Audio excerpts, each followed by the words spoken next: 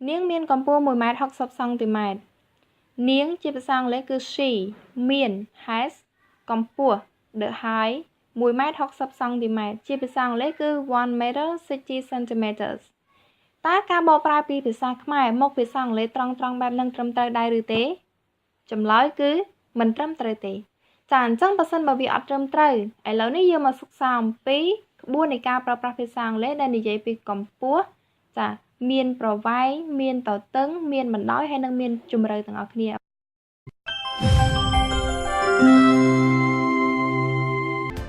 ចាអញ្ចឹងសូមស្វាគមន៍មកកាន់ Channel MengHor Official ថ្ងៃនេះយើងនឹងមកសិក្សាអំពី tall, high, wide, long and deep ចា tall នៅពេលនេះគឺយើងចង់និយាយថាអ្វីមួយមានកម្ពស់ប្រមាណចាមានទទឹងមានបណ្ដោយហើយនិងមានជម្រៅប៉ុន្មានឥឡូវនេះយើងចូលមកសិក្សាមេរៀនរបស់យើងទាំងអស់គ្នា meter គឺមានន័យថាម៉ែត្រ kilometer មានន័យថាគីឡូម៉ែត្រចាតាមកងអង់គ្លេសបែបអាមេរិកគឺគេបញ្ចេញសំឡេងថា meter kilometer centimeter អូខេចឹងគឺយើងអាចប្រើបានដូចគ្នាណាយើងអានថា centimeter ក៏បាន centimeter ក៏បានដែរចាអញ្ចឹងមេរៀនរបស់យើងដើម្បីយើងចង់និយាយថាតើអ្វីមួយមានកម្ពស់ប៉ុន្មានហើយកម្ពស់នៅពេលនេះកាលណាយើងប្រើ tall គឺយើងប្រើសម្រាប់មនុស្សសត្វហើយនិងរុក្ខជាតិយើងចង់និយាយថាមនុស្សណាម្នាក់មានកម្ពស់ប៉ុន្មានសត្វឬក៏រុក្ខជាតិណាមួយមានកម្ពស់ប៉ុន្មានគឺយើងប្រើ tall តែនៅខាងក្រោយអញ្ចឹងគឺយើងប្រើគេឲ្យ sub to be ចាបូកនឹងប្រវែងគឺយើងអាចកន្លែងចុចនេះយើងអាចដាក់ចំនួនលេខតែប្រមាណម៉ែត្រប្រមាណសង់ទីម៉ែត្រយើងដាក់មកណាហើយនៅក្នុងនេះគឺយើងមានຂະຫນាតរង្វាស់រង្វែងប្រវែងរបស់យើងដែលយើងមកនិយាយនៅក្នុងនេះគឺមាន centimeter ចា centimeter មានន័យថាសង់ទីម៉ែត្រ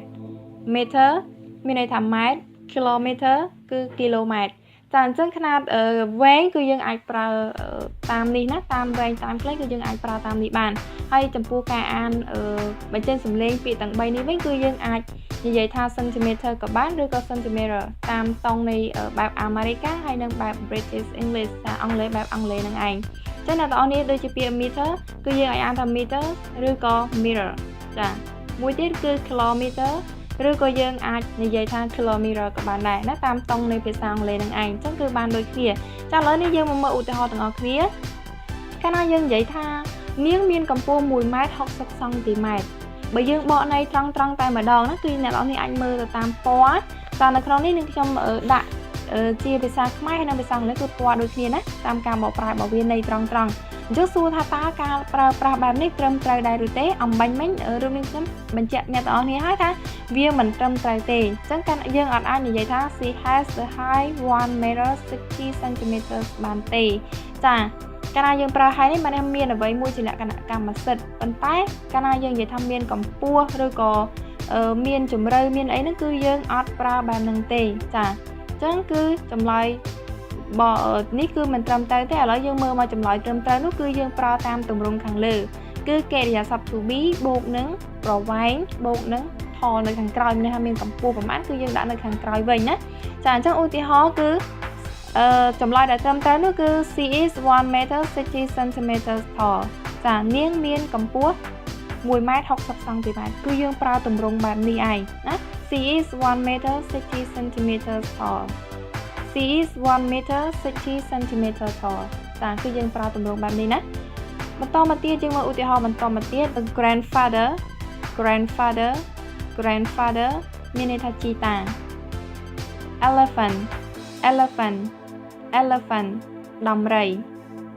tree ដើមឈើឧទាហរណ៍ទី1 My grandfather is 1 meter 85 centimeter tall My grandfather is 1 meter 85 centimeters tall ឧទាហរណ៍ទី2 The elephant is 3 meters tall The elephant is 3 meters tall The elephant is 3 meters tall The tree is 7 meters tall The tree is 7 meters tall The tree is 7 meters tallចាអញ្ចឹងឧទាហរណ៍ទាំង3នេះគឺនៅក្នុងទម្រង់ដែលយើងនិយាយថាមានកម្ពស់ប៉ុន្មានអញ្ចឹង My grandfather is 1 meter 85 centimeters tall មានន័យថាជីតារបស់ខ្ញុំមានកម្ពស់1ម៉ែត្រ85សង់ទីម៉ែត្រចាឧទាហរណ៍ទី2 The elephant is 3 meters tall ដំរីមានកម្ពស់3 ម៉ែត្រចាឧទាហរណ៍ទី3 The tree is 7 meter tall ដើមឈើមានកម្ពស់7 ម៉ែត្រចាអញ្ចឹងគឺតើតើនឹង tall គឺយើងអាចប្រើជាមួយនឹងមនុស្សសត្វឬនឹងរុក្ខជាតិណាចំពោះវត្ថុគឺយើងប្រើពាក្យផ្សេងណាអញ្ចឹងនៅក្នុងនេះគឺយើងអ្នកនរគ្នាឃើញមានពណ៌លឿងៗនេះគឺរួមខ្ញុំដាក់ជំរាបជូនអ្នកនរគ្នាថាគឺយើងត្រូវប្រើគេស័ព្ទ to be បូកនឹងប្រវែងណាប្រវែងនោះមានប្រមាណម៉ែត្រប្រមាណសង់ទីម៉ែត្រគឺយើងដាក់នៅខាងក្រោយ x ឬក៏យើងនិយាយថាមុខថហ្នឹងឯងអញ្ចឹងកាលណាយើងនិយាយជាភាសាខ្មែរយើងនិយាយថាជីតារបស់ខ្ញុំមានកម្ពស់ប៉ុន្តែនៅក្នុងភាសាអង់គ្លេសពាក្យថា tall មានកម្ពស់ហ្នឹងគឺយើងដាក់នៅខាងក្រោយនៃប្រយោគវិញតែអញ្ចឹងគឺវាអត់បកប្រែដូចទៅនឹងភាសាខ្មែរទេនេះគឺយើងត្រូវចំណាំតែម្ដងយើងមើលមកមេរៀនយើងបន្តទៀតគេស័ព្ទ to be បូកនឹងចាប្រវែងមានន័យថានៅក្នុងនេះរួមមានខ្ញុំដាក់តែ centimeter ហើយនិង meter ចាអញ្ចឹងនៅក្នុងនេះអំពង់កញ្ចក់ចារួមមានខ្ញុំដាក់អំពង់កញ្ចក់ n នេះមានន័យថាបើសិនជា1សង់ទីម៉ែត្រឬក៏1ម៉ែត្រណានៅខាងក្រោមនេះ meter 1ម៉ែត្រគឺយើងអត់បន្ថែម s ទេប៉ុន្តែចាប់ពី2ម៉ែត្រឡើងទៅគឺយើងត្រូវបន្ថែម s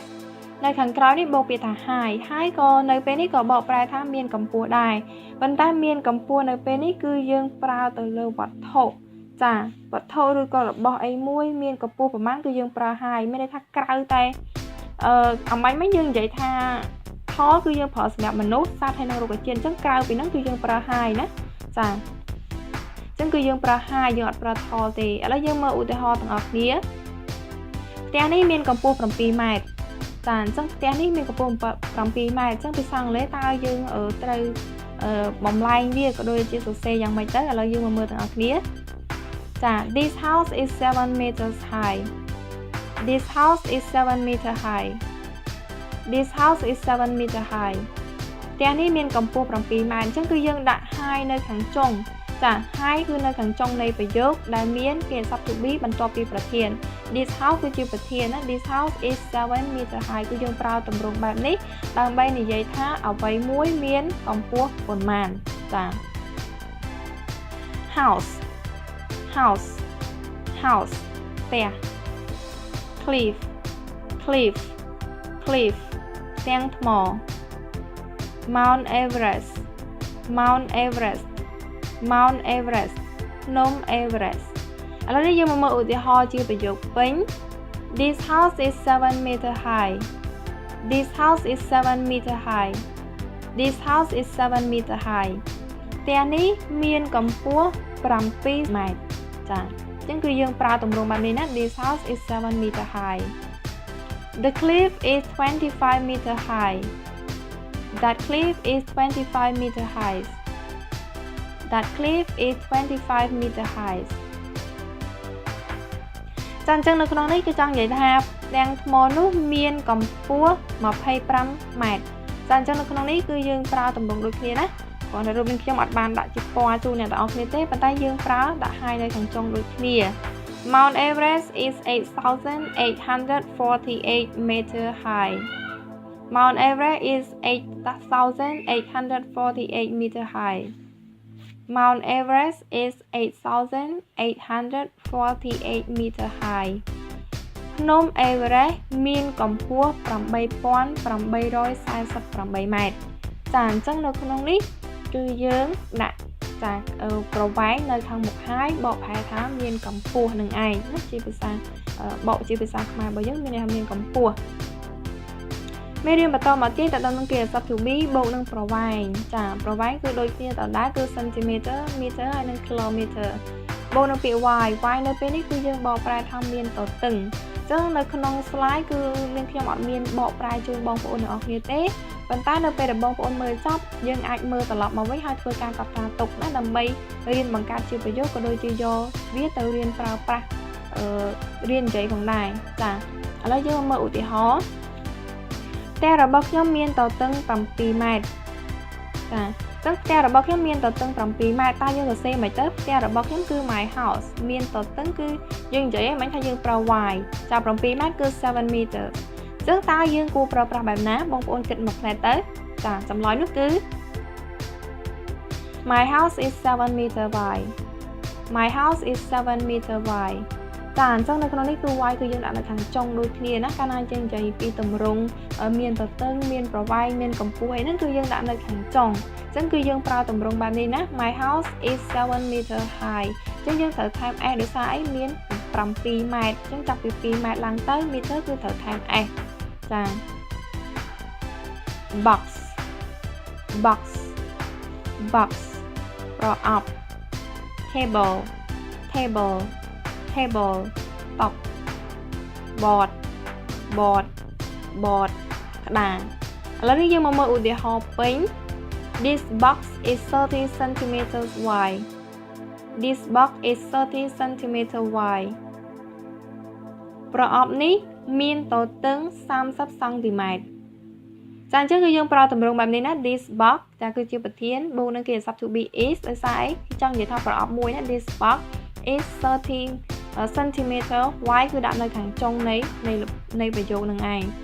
ឧទាហរណ៍ទី2 That table is 1 meter wide That table is 1 meter wide ចាអញ្ចឹង meter ឡើយនេះគឺអត់ថែម s ទេដោយសារតែ1ម៉ែត្រអញ្ចឹង1ម៉ែត្រយើងអត់បន្ថែម s ទេហើយ y ដាក់នៅខាងចុងដូចគ្នាណាចាឧទាហរណ៍ទី3 My board is 50 centimeter wide My board is 50 centimeter wide ក្តាររបស់ខ្ញុំមានទទឹង50 cm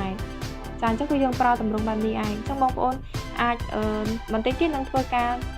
រកត់ត្រាទុកដើម្បីងាយស្រួលយល់ក៏ដូចជារៀនបង្កើតជាឧទាហរណ៍ខ្លួនឯងបន្ថែមទៀតឥឡូវយើងមើលមេរៀនបន្តទៀតគេ sub to be បូកនឹង centimeter meter kilometer បូកនឹង long ចា long នៅពេលនេះគឺបកប្រែមកថាមានប្រវែងអញ្ចឹងកាលណាយើងចង់និយាយថាអ្វីមួយមានប្រវែងប្រមាណម៉ែត្រប្រមាណសង់ទីម៉ែត្រប្រមាណគីឡូម៉ែត្រគឺយើងប្រើពាក្យ long នៅខាងចុងនៃប្រយោគនឹងឯងចាអញ្ចឹងយើងមកមើលឧទាហរណ៍ទាំងអស់គ្នាផ្ទះនេះមានបណ្ដោយ10ម៉ែត្រចាអញ្ចឹងនៅក្នុងភាសាអង់គ្លេសគឺយើងប្រើ This house is 10 meters long This house is 10 meters long ចាផ្ទះនេះគឺមានប្រវែង10ម៉ែត្រគឺយើងដាក់ long នៅខាងចុងដូចគ្នាណាដូចទៅនឹងទម្រង់ដែលយើងបានសិក្សាអំបញ្ញមិញហើយដែរចាឥឡូវយើងមកមើលឧទាហរណ៍បន្តទៀត land ដី lock កំណាត់ឈើ MengHor river ទន្លេមេគង្គយើងមកមើលឧទាហរណ៍ពេញ My land is 50 meters long My land is 50 meters long ដីរបស់ខ្ញុំមានបណ្ដោយ50ម៉ែត្រចាដីរបស់ខ្ញុំមានបណ្ដោយ50ម៉ែត្រអញ្ចឹង long គឺដាក់នៅខាងចុងនៃប្រយោគណាចា My land គឺយើងប្រើ x ចាបូកនឹងប្រវែងរបស់វាគឺ50ម៉ែត្រគឺយើងដាក់ថា50 meters long នៅខាងចុងប៉ុន្តែយើងបកជាភាសាខ្មែរគឺដីរបស់ខ្ញុំមានប្រវែង50ម៉ែត្រឧទាហរណ៍ទី2ដូចគ្នាចឹងដែរ This log is 20 meters long This log is 20 meters long កំណាត់ឈើនេះមានប្រវែង20ម៉ែត្រ The MengHor river is 4,200 kilometers long The MengHor river is 4,200 kilometers long ទន្លេមេគង្គមានប្រវែង 4,200 គីឡូម៉ែត្រចាអញ្ចឹងគឺយើងប្រើទម្រង់បែបនេះណា The MengHor river is 4,200 kilometer long ចាបន្តមកទៀតយើងនិយាយពីជម្រៅអញ្ចឹងគឺយើងប្រើគេ sub to be ចាបូកនឹង meter kilometer បូកនឹងពាក្យខាងក្រោយគឺ deep នៅពេលនេះបកប្រែមកថាមានជម្រៅឥឡូវនេះយើងមកមើលឧទាហរណ៍ទាំងអស់គ្នាអណ្ដូងនេះមានជម្រៅ12ម៉ែត្រចឹងនៅក្នុងភាសាអង់គ្លេសតើយើងនិយាយយ៉ាងដូចម្តេចទៅចា This well is 12 meters deep This well is 12 meters deep អណ្ដូងនេះមានជម្រៅ12ម៉ែត្រចឹងគេប្រើ deep គឺនៅខាងចុងណាមានជម្រៅប្រមាណគឺយើងដាក់នៅខាងចុងទម្រង់ដូចគ្នាទៅនឹងមេរៀនខាងមុខដែរអញ្ចឹង This well is 12 meters deep ចា lake បឹង pond ត្រពាំង Pacific Ocean មហាសមុទ្រ Pacific មើលឧទាហរណ៍ពេញចា This lake is 6 meters deep This lake is 6 meters deep This lake is 6 meters deep បឹងនេះមានជម្រៅ6 ម៉ែត្រចាអញ្ចឹងគឺយើងប្រើ This lake is 6 meters deep deep គឺយើងដាក់នៅខាងចុងណាឧទាហរណ៍ទី2 The pond is 3 meters deep The pond is 3 meters deep The pond is 3 meters deep ចាត្រពាំងមានជម្រៅ3 ម៉ែត្រ The Pacific Ocean is 14 kilometers deep The Pacific Ocean is 14 kilometers deep មហាសមុទ្រ Pacific មានជម្រៅ14 គីឡូម៉ែត្រតែនេះគឺគ្រាន់តែជាឧទាហរណ៍តែអ្នកនរនេះអាចរៀនបង្កើតជាល្បះខ្លួនឯងបន្ថែមទៀត